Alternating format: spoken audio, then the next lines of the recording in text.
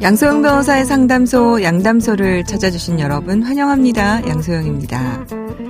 한 시민이 주행 중인 수입차의 번호판이 순식간에 바뀌는 장면을 목격했습니다. 7자리 구형 번호판 위로 8자리 신형 번호판이 스르르 겹쳐지는 모양이었는데요. 스파이 영화에서나 볼 법한 차량이 현실에서 목격이 된 거죠. 이 상황을 목격한 시민은 해당 차량을 경찰에 신고했는데요. 자유자재로 번호판을 바꾼 차량, 법적으로 어떤 문제가 있을까요? 법무법인 승인 양소영 변호사입니다. 정말 007 영화처럼 번호판이 휘리릭 바뀌던데요. 이 장면을 목격한 시민은 블랙박스 영상을 토대로 경찰에 사건을 신고를 했다고 하네요. 목격자 말대로라면 이 차량은 서로 다른 2개의 번호판을 사용하고 있는 건데요. 자, 이럴 경우 법적 책임을 한번 살펴보도록 하겠습니다. 원래 자동차는 한 가지 번호판만 달게 되어 있습니다. 번호판 위조 등 각종 범죄에 악용될 수 있기 때문인데요. 한 대의 차량에 2개의 번호판, 자, 이걸 달기 위해서는 최소 1개의 번호판을 더 구해야 됩니다. 물론 2개 번호판이 모두 가짜일 수도 있고요. 자, 이럴 경우에는 번호판 위조 행위로 처벌이 가능합니다. 스프레이 등으로 번호판 속 글자를 교묘하게 바꾸거나 특수 스티커를 붙여서 번호판을 식별하기 어렵게 하는 행위 등도 모두 번호판 위조 행위에 해당합니다. 번호판 위조 행위가 적발된 경우에는요, 자동차 관리법에 따라서 10년 이하의 징역 또는 1억 원 이하의 벌금에 처해집니다. 또 버튼을 누르면 검은판이 내려와서 번호판을 가려주는 제품도 등장했다고 하는데요. 자, 이렇게 번호판을 실제로 식별할 수 없게 만든다는 점은 동일합니다. 당연히 범죄에 악용될 우려가 있겠죠.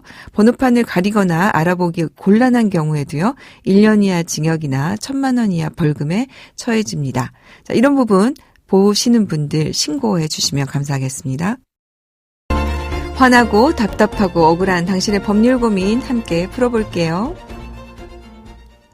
하나은행 백년 리빙트러스트센터 배정식 센터장님 함께 하겠습니다. 안녕하세요. 네, 안녕하세요. 반갑습니다.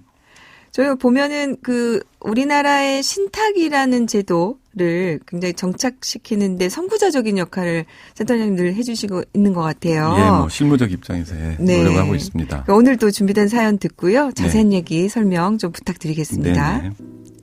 제겐 5년 전 혼자 되신 90대 부친이 계십니다. 아버지는 젊었을 때부터 아팠던 어머니를 돌보시느라 고생이 많으셨습니다. 부모님은 동네에서도 소문난 인고 부부였습니다. 늘 주위 사람에게도 잘하시고 호탕하신 아버지가 어머니가 돌아가신 후 문제가 생겼습니다. 아버지의 통장 거래 내역을 보게 되었는데요. 정기적으로 특정인에게 송금이 된 걸 봤습니다.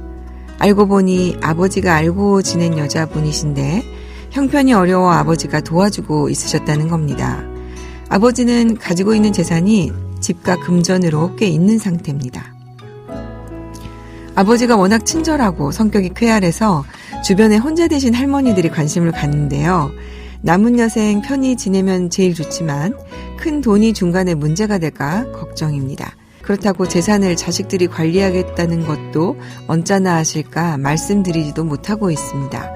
어떤 해결 방안이 있을까요?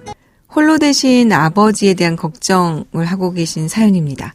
사실 주변에 이런 고민하는 분들이 많이 계시죠? 예, 생각보다 참 많습니다. 이 사례자분처럼 부친이 특히 혼자 된 경우에는 아무래도 재산과 관련된 이슈가 더 고민이 되는 경우인데요. 네. 아무래도 이제 남성분들은 노후에 여자분들하고는 좀 달리 식사를 좀 챙기거나 뭐 이런 것도 좀 어렵고 친구들 중에서 먼저 세상을 떠나버리고 뭐 거동이 불편한 경우에는 뭐 혼자 남기 때문에 외로움을 더 타는 경우도 많은 것 같습니다. 그러니까요. 네. 그래서 이제 또 관련해서 네. 아버지의 재산이 아버지의 또 노후 생활을 위해서만 쓰일 수 있다면 걱정이 없을 텐데 네. 지금 이제 주변에 위험 요소라고 하니까 좀 그렇긴 합니다만 표현이 네, 네. 위험 요소들이 좀 있어 보입니다. 네, 이 사례자분 입장에서는 참 위험 요소로 네. 보일 수 있을 것 같은데요. 아무래도 이제 부모님 노후의 가장 큰 고민은 부친의 재산이 부친을 위해서 온전하게 쓰일 수 있도록 하는 방법인 것 같습니다. 만약에 중간에 큰 돈이 좀 없어지거나 또 전혀 모르는 사람이 배우자로 등록이 돼버린다면 네. 뭐 그것처럼 큰 리스크는 없을 것 같습니다. 그러니까요. 예. 또 이미 혼인 등록을 해버렸으면 뭐 사실관계를 다 이렇게 증명을 해야 되기 때문에 그것도 취소하는 것도 뭐 쉽지 않을 것 같고요. 결국 자녀들이 알았을 때는 대개는 부친이 치매 등으로 더욱더 어려운 상황에 처하게 되는 경우 네. 이런 걸 좀 많이 보게 됩니다. 그러니까 그래서 아마 이제 질문을 미리 주신 것 같아요. 네. 그렇게 이제 되돌리기 어려운 상황이 되기 전에 네. 뭐 어떻게 하면 좋을까요? 이제 이런 경우는 정말 신탁 제도가 필요합니다. 네. 네. 신탁을 통해서 자산을 보호하는 장치 이제 이런 게 필요해 보이죠. 예를 들어서 금전의 경우에는 아버님이 매달 쓰실 돈만큼만 본인 스스로 지급하게끔 하고 네. 뭐 큰 돈이 나갈 때는 아버님께서 이제 허락을 해 주신다면 자녀들과 상의해서 뭐 지급한다. 뭐 이런 결정을 하는 것도 좀 좋을 것 같습니다. 네. 뭐 신탁으로 관리를 하더라도 뭐 생활비 외에도 어떤 병원비라든지 간병비, 요양비 모든 거에 원활하게 지급될 수 있기 때문에 이런 그 지급에 문제가 있지 않을까 이런 걱정은 좀 덜실 수 있을 것 같습니다. 네. 근데 이제 우리 사회자분도 그렇지만 자녀들이 이게 이제 이런 부분을 얘기를 하면 부모님이 좀 언짢아 하시지 않을까 네. 걱정들 많이 하세요. 네. 어떨까요? 그렇습니다. 저희 센터에도 이제 자녀분들이 이런 앞으로 발생할 수 있는 리스크를 걱정해서 문의하시는 분들이 꽤 많은데요. 결국 부모님들은 꺼리는 경우가 많아서 끝까지 이렇게 뵙지 못하는 경우가 많습니다. 부친께도 아무래도 이제 상속 문제를 언급한다기보다는 오히려 연세가 많으시니 은행 방문하기가 어려울 때가 있지 않겠느냐. 네. 그래서 자녀들이나 다른 사람들을 통해서 돈을 찾을 수 있도록 준비를 하시자. 네. 이렇게 좀 그런 점을 부각을 시켜서 상담을 받을 수 있도록 하는 게 저는 좀 중요하다 이렇게 생각이 듭니다. 실제로 이제 은행 창구에서 이런 일들이 많이 있으시다고 하더라고요. 그렇습니다. 그래서 이제 특정인을 좀 지정해서 하도록 네네. 하기도 하고 하니까 미리 좀 이렇게 상담을 받을 필요가 있다라고 네, 해서 그렇습니다. 부모님하고 사실은 좀 마음을 열고 같이 얘기를 들어보면 좋을 것 같은데요. 네네. 사실 아버님도 재산을 잘 정리하고 싶은 마음이 있지 않으시겠습니까? 그렇습니다. 이제 어르신들을 만나보면 실제 마음속에 내가 이 재산은 꼭 누구에게 주고 싶다. 이렇게 생각을 하시는 경우가 의외로 많습니다. 네. 자녀들은 말을 못하지만 이게 불경스러운 마음 때문에 그렇지만은 실제로 그런 것 같습니다. 네. 그래서 오히려 이제 아버님하고 함께할 동반자분이 이렇게 계신다면 오히려 그걸 뭐 숨긴다기보다는 미리 신탁도 설정하고 노후 관리도 하면서 네. 일정 부분은 그 동반자분을 사후 수익자로 이렇게 미리 지정을 해놓는 것도 네. 아버님 입장에서는 훨씬 더 자녀들에게 떳떳하게 말할 수 있는 방법이 아닐까 이렇게 사실 생각이 듭니다. 저희가 이제 상담을 하다 보면 네.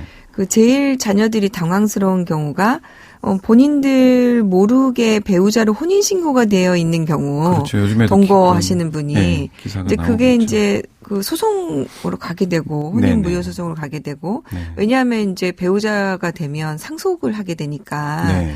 다툼이 있을 수 있는데 지금 센터장님 말씀을 들어보니까 이 동반자분이 나중에 그 사후 수익자로 지정되도록 신탁이 되어 있다면 굳이 무리해서 혼인신고를 하거나 그렇죠. 예. 본인의 상속권을 보호하기 위해서 네. 위법한 뭐 일을 하도록 뭐 이런 것은 좀 막을 수 있지 않을까. 그럴 오히려 것 상속에 같습니다. 대한 갈등을 막을 수 있지 않을까 이런 생각이 드네요. 네네. 예. 오히려 이제 그 내용들을 명확하게 그 동반자분하고도 내용을 좀 상의를 하고 네. 적절한 규모의 어떤 내용들을 신탁으로 설정을 해서 네. 처리를 한다면 오히려 서로 좀 무리한 방법을 동원할 그런 리스크를 좀 위험 요소를 좀 줄일 수 있지 않을까. 네. 그게 이제 좀 생각이 듭니다. 센터장님이 실제로 진행하신 건들 중에서 네. 이와 비슷한 경우가 있었으면은 설명을 네. 조금 해주시면 네. 좋을 것 같아요. 이제 아버님이 기업을 이제 운영하셨고 네. 자녀들에게 이제 기업 승계 부분은 다 마무리가 됐었고요. 네. 어느 정도 이제 재산 여유가 있었던 아버님이신데 네. 결국 이제 약간 경도인지 장애가 오면서 음. 네, 자녀들이 걱정이 된 겁니다. 네. 어머님은 이제 돌아가셨고요. 그러다 보니까 자녀들은 그 주어진 범위 내에서 아버님이 편안하게 사시면 좋겠다. 그런데 이제 그 동반자분하고 그 법적 배우자로 이렇게 진행하겠다. 네. 뭐 이런 이제 이야기들이 오고 갔나 봅니다. 그래서 아버님을 잘 자녀들이 설득을 해서 예, 신탁을 하시고 그 동반자분에게도 일정 부분 배려했던 네. 이런 게 오히려 조금 뭐 해결책이 됐던 사례가 있었습니다. 그래서 저희가 이제 우리나라 이제 민법에 유류분이라는 제도가 있다 보니까 네. 배우자가 이제 법률상 배우자가 돼버리면 이미 자녀들에게 승계한 가업 승계와 관련해서 유류분을 주장해버릴 위험이 있잖아요. 그렇습니다. 예. 그래서 사실은 이제 아버님이나 자녀들이 법률상 배우자가 되는 것에 대해서 걱정을 많이 하시는데 그렇습니다. 예. 지금 센터장님 말씀하신 것처럼 법적인 배우자가 되지 않은 상황에서 네.